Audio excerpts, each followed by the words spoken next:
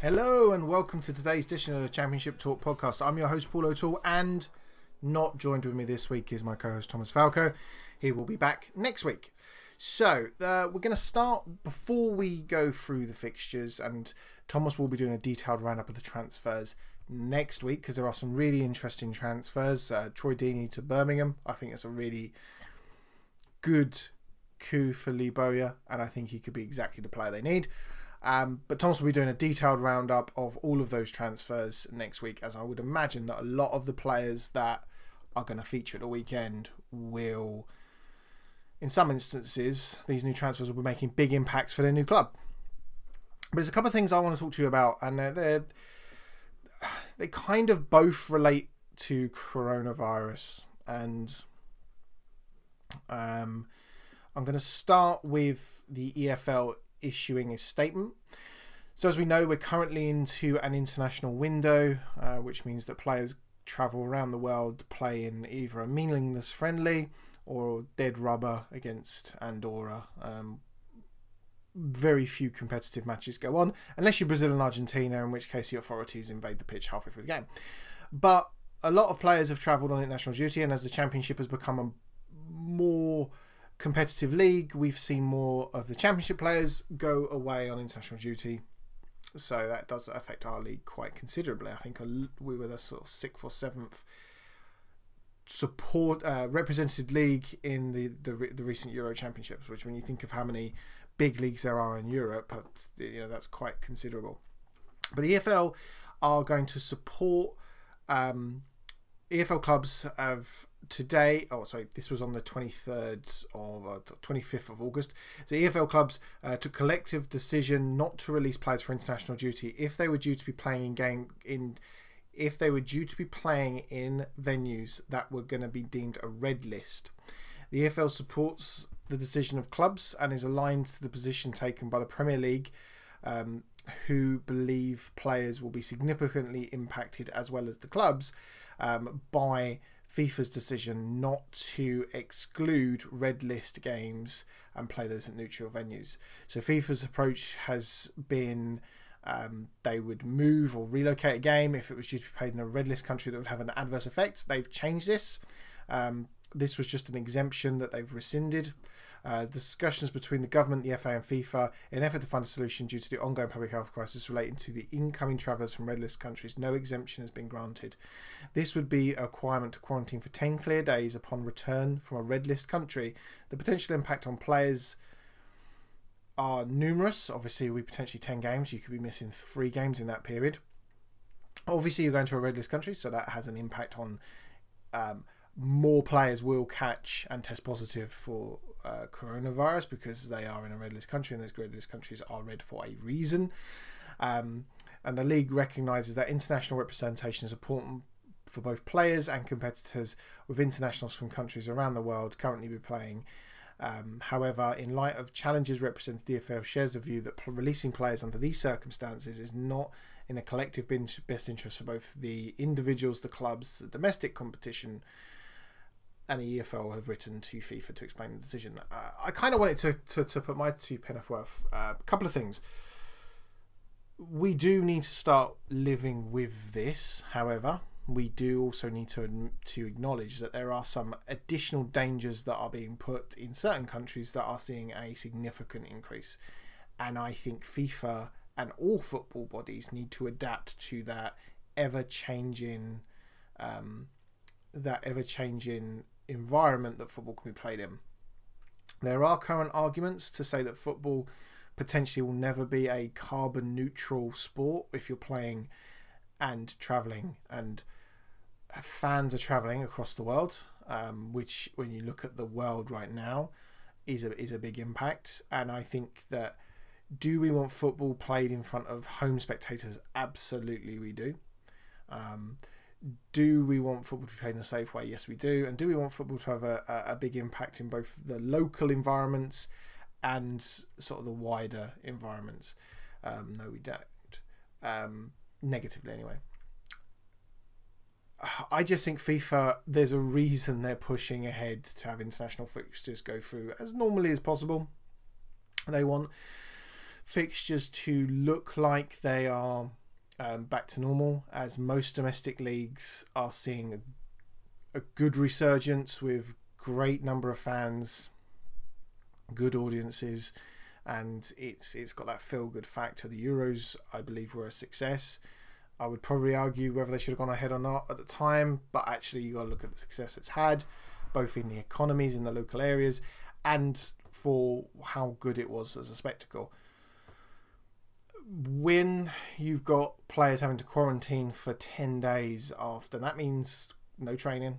So that means no going to the training grounds. So effectively, for EFL players, potentially some of these won't have home gyms, they won't have spaces where they can train. They will have to quarantine, and that then will require an additional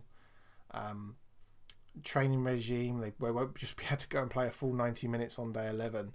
So that's quite a significant impact. And for the clubs that got smaller squads, and for clubs that these are some of the bigger players, this could have a 3 games could be the difference between promotion, could be the difference between playoffs, and could be the difference between staying in this league. So I think that that's a right decision. I always think that the players are contracted to the clubs, so the clubs should have a say over their employees. I think that that's only right. I think they play with, they represent their national teams because it's the pride. Clubs benefit from that because if a player plays for England, his value goes up by 20 million. And the same is any player that plays international football, their value is increased. So clubs get the benefit from international football that way. But when you're talking the impact to a team and to a season, I think that it's the right decision.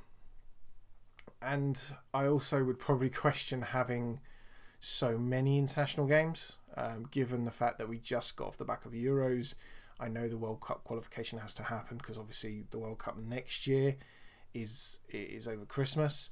So I get that those fixtures have to be played, but there have been friendlies that have gone on as well, in which the only benefit to playing a friendly right now is match day revenue and TV revenue. So I kind of wanted to give my 2 pence worth on that, because it's a frustrating one that we could be missing out on seeing some players this weekend and the following weekend because of restrictions. When you look, players have tested positive on international duty, which is, again, the player's health comes absolutely front and foremost.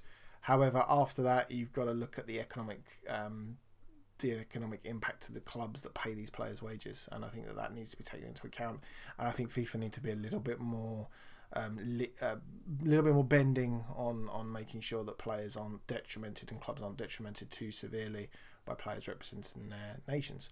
The next thing I want to talk about, again, is directly linked, and this is Jonathan Van Tam. He is the Professor, Deputy Chief Medical Officer in England, and he is one of the chief government advisors, and he's urging all Premier League and EFL players to be vaccinated. And to some people, that comes as a no-brainer. However, when you look at how many players are testing positive, I'm an Arsenal fan, we've got half our team out. There's been some high-profile managers that have come out, Ole Gunnar Solskjaer, Steve Bruce, really saying that players need to get vaccinated. I'm going to have a different slant on this in a second. Granit Xhaka tested positive for Switzerland, and the first thing that Jose Mourinho put on his Twitter feed was get vaccinated. So Jose Mourinho, hammering that point home. I don't think that there's any real logical reason why you wouldn't get vaccinated. However, I get that people's choice. It's absolutely a choice to decide what you want to do. But I want to come at this a different way. The long-term repercussions of this disease is it's a respiratory disease. It causes side effects such as fatigue, lack of energy. It causes muscle problems. It causes nervous system problems. Think about how much money these players earn off the back of being fit and healthy, and their potential to earn more money if they stay healthy. Sometimes intelligence levels of footballers are questioned. But surely agents have a big part to play, and surely the agents aren't. I mean, some of the agents are so slimy. They'd probably be stabbing the people in their sleep, going, "Yeah, have the jab, because you're my future investment."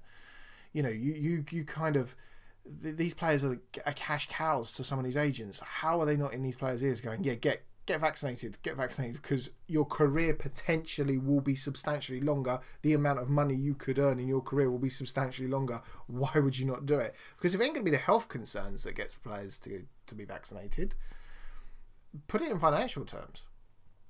If a player coming to an end of a contract has had a severe reaction to catching coronavirus and has long-term effects, are they going to get the same or a bigger contract offered to them?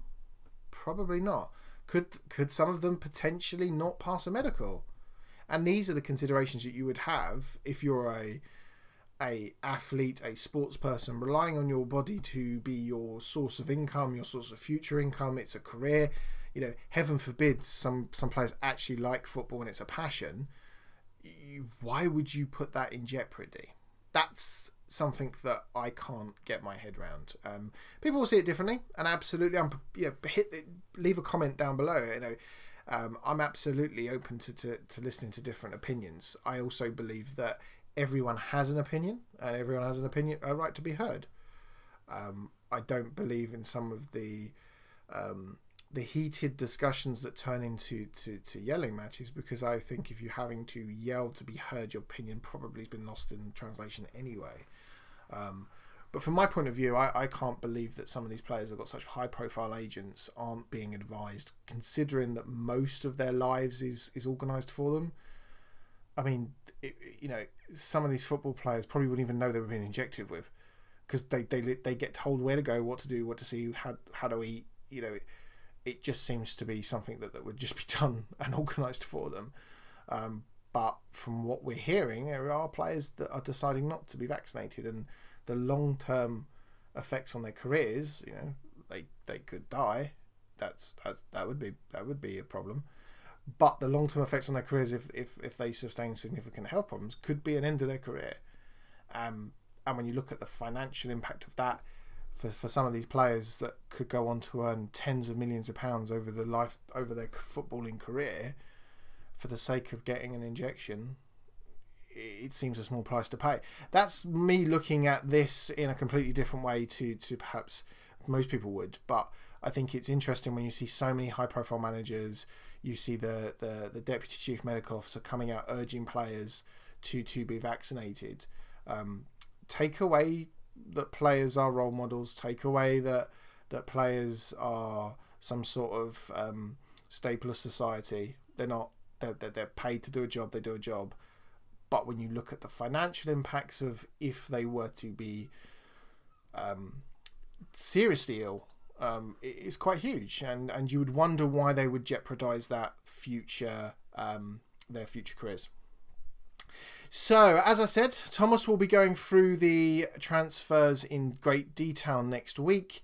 As always, hit a like or a subscribe if you want to support the podcast. Our main podcast, where we're going to go through all of the games, preview the weekend's fixtures. That's on any podcast download service that you could use, Google Podcasts, Spotify, wherever you want to consume your podcast. That's what it's on. Thomas will be back next week, looking at the weekend's fixtures, because we've got another great weekend's fixtures coming up. And I will be back in a couple of weeks' time. So that's goodbye from me, and we shall speak to you all next week. Bye.